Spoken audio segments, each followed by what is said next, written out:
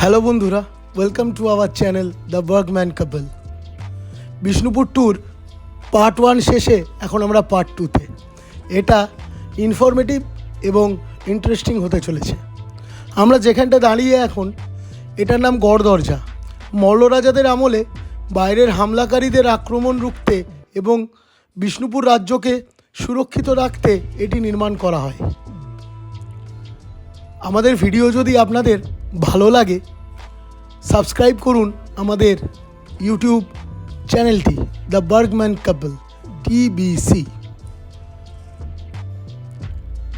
এলাম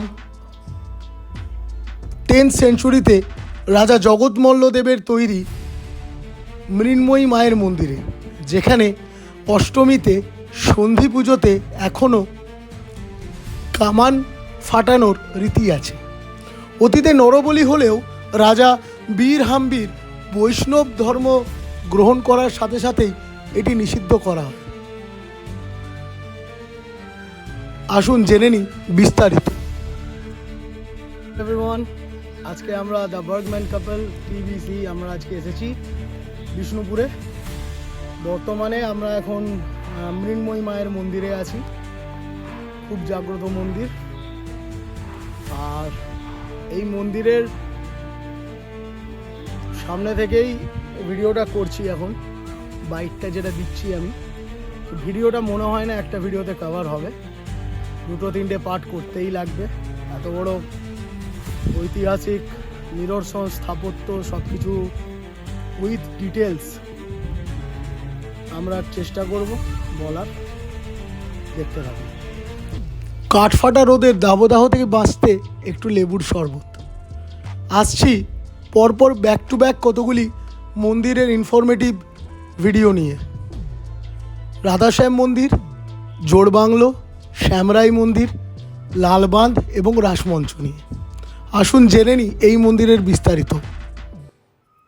বিষ্ণুপুরের রাধাশ্যাম মন্দিরে দেওয়াল জুড়ে দুর্দান্ত কারুকার্য। এখানে রামায়ণের স্টোরি, রামায়ণ পুরো এখানে কারুকার্যের উপর করা আছে। সামনে আছে ওটা নাটমঞ্চ, এটা তুলসী মঞ্চ। ভালো আছে। এখানটাতে রান্না হতো, রাধাশ্যামের ভোগ রান্না হতো। বর্তমানে এই সম্পূর্ণ মন্দিরগুলির দায়িত্ব নিয়েছেন সরকার, যার জন্যে মন্দিরগুলো ভালোভাবে মেনটেন হচ্ছে। এটাই দেখে খুব খুশি, কারণ মামা বাড়ি আমার আসলে এখানে। তো এখানের সঙ্গে আমার সম্পর্কটা তো আজকের না, বিগত 29 বছর এখানে যাতায়াত কম বেশি। তখন ঠিকঠাক মেনটেন হতো না জায়গাগুলো। এখানে সব লেখা থাকতো A+S, S+R, লাভ, এই সেই ওই। দেখে খুবই আশ্চর্য লাগছে এবং আমি এক কথায় অভিভূত। এত সুন্দরভাবে মেনটেন করেছেন সরকার। এলাম জোড়বাংলোতে। জোড়বাংলো বিষ্ণুপুরের মল্লভূমি রাজত্বের, মল্ল রাজত্বের 56তম বংশোদ্ভূত রঘুনাথ সিংহ, যার আমলেই এই জোড়বাংলোটি তৈরি হয় 1655। 38 ফুট বাই 38 ফুটের জোড়বাংলোটি বিষ্ণুপুরের আর্কিটেকচারের একটি দুর্দান্ত নিদর্শন, যেটা ইউনেস্কোর বিশ্ব ঐতিহ্যবাহী মন্দিরের তালিকায় খুব শিগগিরই আশা করি নথিভুক্ত হবে। তার অপেক্ষায় আমরা পশ্চিমবঙ্গবাসী, ভারতবাসী। আসুন দেখব নেক্সট। এলাম শ্যামরায়ের মন্দিরে, জেনে নিই বিস্তারিত। আমরা এখন আছি বিষ্ণুপুরের শ্যামরাই মন্দির, সেখানে কৃষ্ণকে শ্যাম এবং রাধাকে রায় রূপে পুজো শুরু করেন মল্ল রাজত্বের, মল্লভূমির রাজা চৈতন্য সিংহ 1758 খ্রিস্টাব্দে।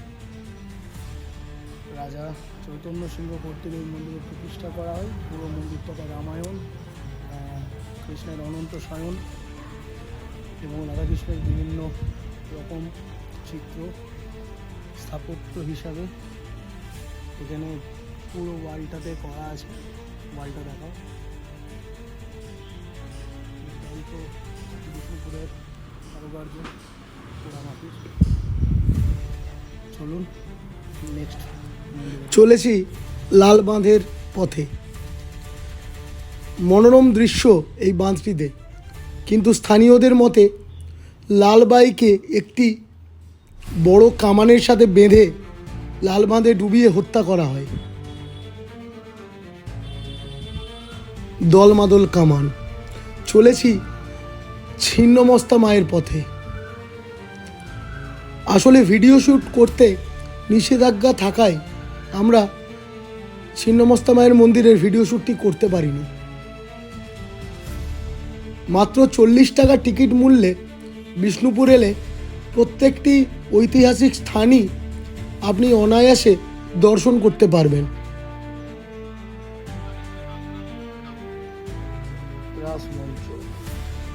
আনুমানিক 1600 খ্রিস্টাব্দে প্রতিষ্ঠিত বিষ্ণুপুরের মন্দির। বীর হাম্বি প্রতিষ্ঠা করেন। এখানে শহরের সমস্ত রাধাকৃষ্ণ মূর্তিকে এখানে নিয়ে এসে রাস হতো। 1932 সাল অব্দি এখানে রাস চলে। বর্তমানে বন্ধ। পর্যটন কেন্দ্র পাওয়া যায়। সাবস্ক্রাইব করবেন আমাদের channel the Bergman cafe TV. Thank you. এবারে বাড়ি ফেরার পালা। বাম হাতে রেখে গেলাম যদুভট্ট মঞ্চকে এবং বিষ্ণুপুরকে টাটা বাই বাই করতে এগিয়ে চললাম এই রাস্তাটি ধরে মেদিনীপুরের পথে।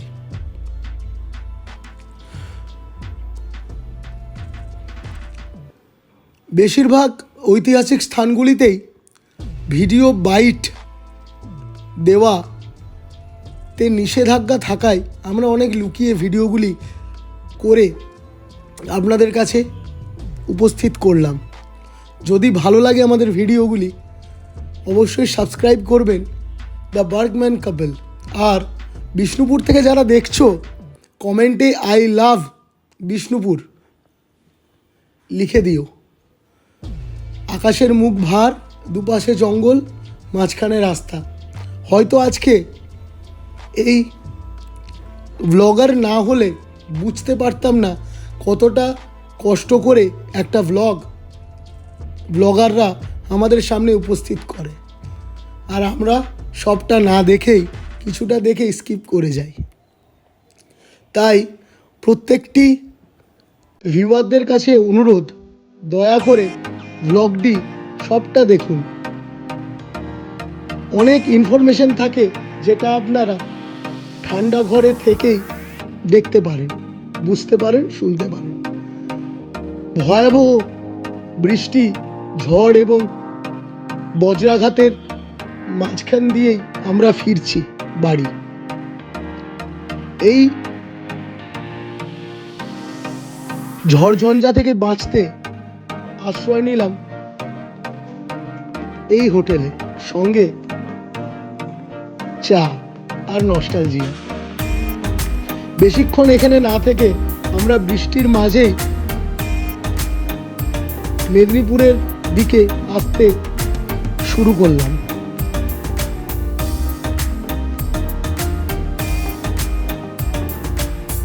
পরবর্তী গন্তব্য বন্ধু অমিতের হোটেল শালবন ধাবা।